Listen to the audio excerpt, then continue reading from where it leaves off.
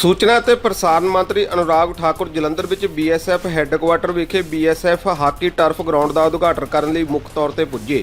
ਇਸ ਦੌਰਾਨ ਉਹਨਾਂ ਨੇ ਪਹਿਲਾਂ ਪਹੁੰਚ ਕੇ ਪੂਜਾ ਅਰਚਨਾ ਕੀਤੀ ਅਤੇ ਫਿਰ ਗਰਾਊਂਡ ਦਾ ਉਦਘਾਟਨ ਕੀਤਾ। ਇਸ ਦੌਰਾਨ ਉਹ ਹਾਕੀ ਸ਼ਾਟ ਖੇਡਦੇ ਵੀ ਨਜ਼ਰ ਆਏ। ਆਪਣੇ ਸੰਬੋਧਨ ਦੌਰਾਨ ਉਹਨਾਂ ਕਿਹਾ ਕਿ ਭਾਰਤ ਸਰਕਾਰ ਦੇਸ਼ ਵਿੱਚ ਖਿਡਾਰੀਆਂ ਲਈ ਲਗਾਤਾਰ ਕੰਮ ਕਰ ਰਹੀ है। हमारे सीमा सुरक्षा बल के अधिकारीगण, मैं आभारी हूं जिन्होंने आज इस कार्यक्रम में जुड़कर कार्यक्रम की शोभा भी बढ़ाई। पूर्व हमारे मंत्री श्री मनोरंजन कालिया जी, श्री के.डी. भंडारी जी, पूर्व मेयर शहर श्री राकेश राठौर जी और पार्टी के उपाध्यक्ष, भारतीय जनता पार्टी के महासचिव श्री राजेश बाघा जी, विधायक श्री रमन अरोड़ा जी, यहाँ पे पूर्व में विधायक रहे सरबजीत मक्खड़ जी और अन्य पार्टी के पदाधिकारीगण, उपस्थित सभी सीमा सुरक्षा बल के सेवानिवृत्त अधिकारीगण, आदर योग्य मेरे भाई और बहनों एवं मीडिया से आए हुए मेरे प्रिय मित्रों, भारतीय सीमा सुरक्षा बल को फर्स्ट लाइन ऑफ डिफेंस के नाम से जाना जाता है। ये भारत का एकमात्र ऐसा केंद्रीय सशस्त्र पुलिस बल है जिसमें नौसेना, वायुसेना यानी कि वायु विंग और एक तोपखाना की भी रेजिमेंट है। और मैं तो ये कहूँगा कि अगर आपको कभी बीएसएफ का कैमल शो और बाकी सब देखने का अवसर मिले, वो अपने आप में शायद दुनिया में कहीं होता हो जो बीएसएफ करके दिखा सकती हो, शायद कोई और नहीं करके दिखा सकता। तो जहां एक और डिफेंस के क्षेत्र में, देश की रक्षा सुरक्षा के क्षेत्र में इनकी बहुत बड़ी भूमिका है, वहीं पर खेलों में भी बहुत बड़ा योगदान है। और मैं तो ये कहूंगा कि सीमा सुरक्षा बल के सजग प्रहरियों द्वारा मुस्तैदी से जहां एक और अपनी ड्यूटी करने के कारण हम देशवासी अपने आप को सुरक्षित महसूस करते हैं, वहीं पाकिस्तान और भारत बांग्लादेश की बाउंड्री पर भी अंतर्राष्ट्रीय सीमाओं पर बहुत बेखूबी के साथ अपना जिम्मेदारी निभाते हैं। अब जहां तक खेलकूद की बात है, जालंधर जाना ही जाता है खेलों के लिए, खिलाड़ियों के लिए और खेल सामग्री के निर्माण के लिए। और जब पूर्व डीजी से मेरी मुलाकात भी हुई, उन्होंने इस मांग को उठाया भी। तब ये था करेंगे तो क्या करेंगे, आखिरकार इतना पैसा कहां से आएगा, क्योंकि पंकज सिंह जी ने कहा था कि हमें लगभग 5.5 से 6 करोड़ रुपया चाहिए। तो उस समय के डीजी महोदय से मैंने कहा अगर आप रिकॉर्ड समय के अंदर कराओगे तो मैं पैसे देने के लिए तैयार हूं। आज मुझे ऑन रिकॉर्ड ये कहना पड़ रहा है कि आपने रिकॉर्ड समय के अंदर इसको पूरा करवाया है। मंजूरी पंकज सिंह जी ने कराई, काम पूरा नितिन जी और आपकी टीम ने करवाया। मैं आप सबका बहुत बहुत आभारी हूं, आप सबका बहुत बहुत धन्यवाद। मित्रों, लंबे समय तक देखा जाए तो हमारे फौज का जहां एक और सुरक्षा में बहुत बड़ी जिम्मेदारी है, वहीं पर खेलों के क्षेत्र में भी अभूतपूर्व योगदान हमारे फौजी भाइयों ने किया है।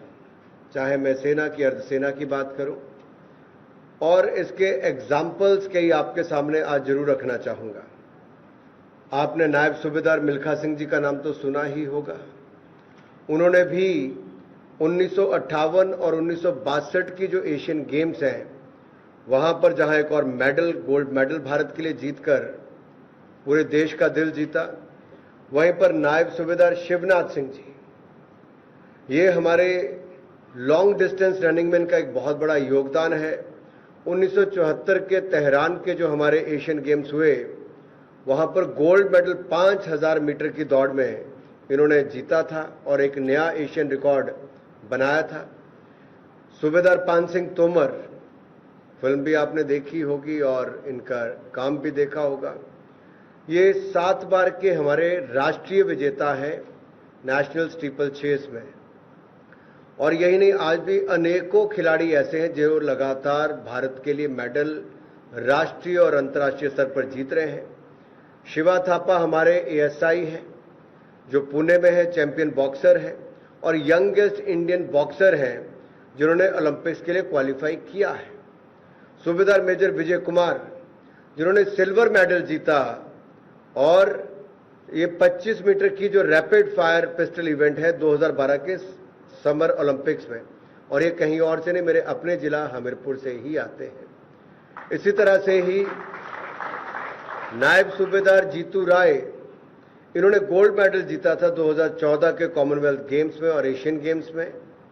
हमारे कर्नल राज्यवर्धन राठौर, इन्होंने सिल्वर मेडल जीता था डबल ट्रैप इवेंट में 2004 के एथेंस ओलंपिक्स में। और अभी हाल ही में नायब सूबेदार हमारे अविनाश साबले, जिन्होंने नेशनल रिकॉर्ड बनाया है 3000 मीटर के स्टीपल चेस में, और 2022 के कॉमनवेल्थ गेम्स में भी भारत के लिए शानदार प्रदर्शन इन्होंने यूनाइटेड किंगडम में जाकर किया। तो अंत में मैं जिनका नाम लेने जा रहा हूं, उन्होंने भारत की 121 साल की इंतजार को खत्म किया। वो कोई और नहीं, सूबेदार नीरज चोपड़ा, जिन्होंने जैवलिन में गोल्ड मेडल भारत को जिताने का काम किया। अब ये लिस्ट मेरे पास इतनी लंबी है कि 8 पेज और पढ़ने पड़ेंगे।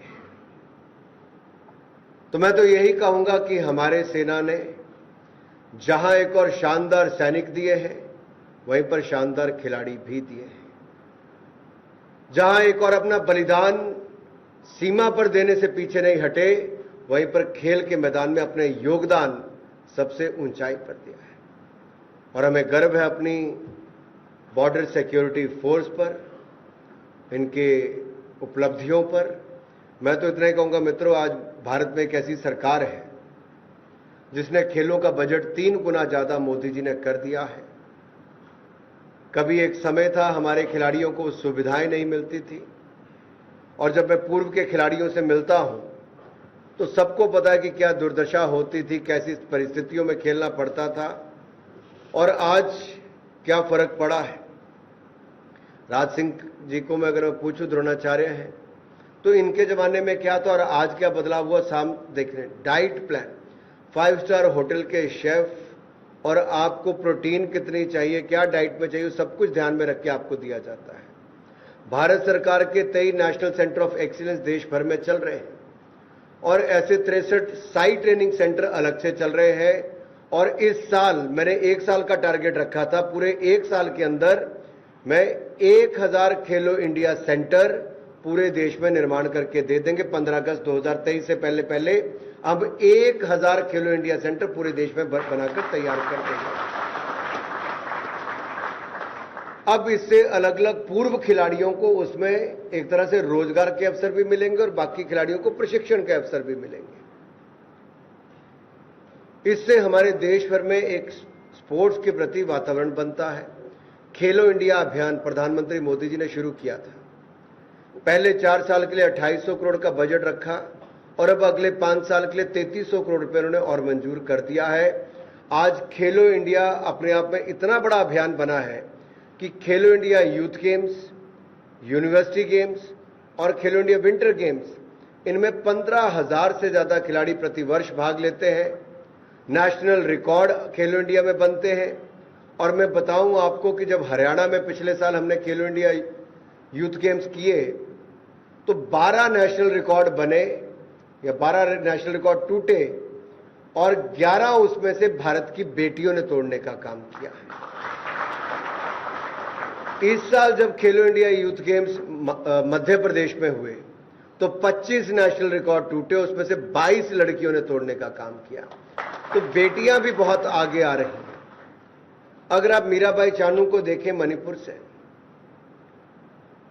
तो इंजर्ड हो गई थी टोक्यो ओलंपिक से 6 महीने पहले, कोविड का समय था।